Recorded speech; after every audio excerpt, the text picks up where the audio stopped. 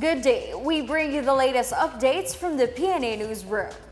Educational tourism between the Philippines and Japan is expected to be improved as the administration works on boosting the opportunities for students and professionals exchange in tourism-related institutions.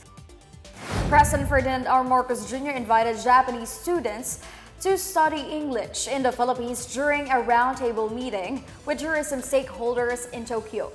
He said both countries are deeply rooted in unique appreciation and preservation of our culture, traditions, and heritage, and that the tourism sector is profoundly etched in the cultural identity of the Filipinos.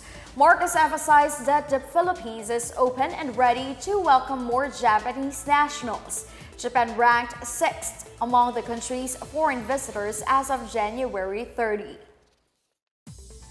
The Department of Migrant Workers will open a Japan desk to fast-track the needs of both Japanese employers and prospective Filipino workers.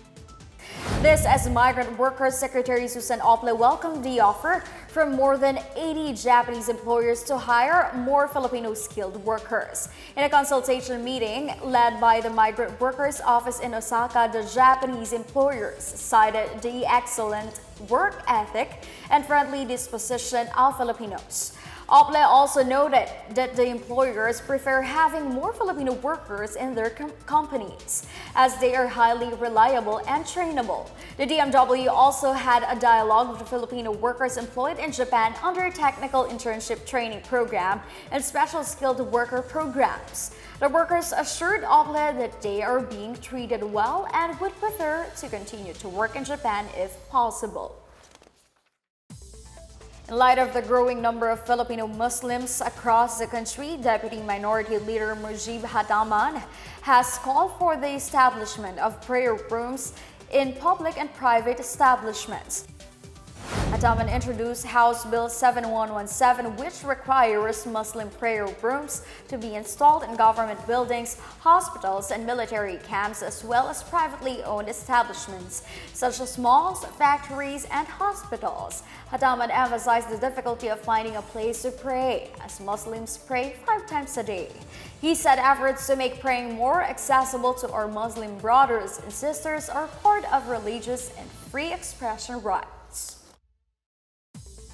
The Philippine contingent deployed to help victims of the magnitude 7.8 earthquake that struck Türkiye have arrived in Istanbul. The Office of Civil Defense said 85-member contingent departed from Manila for Istanbul around midnight aboard Turkish Airlines flight TK-85.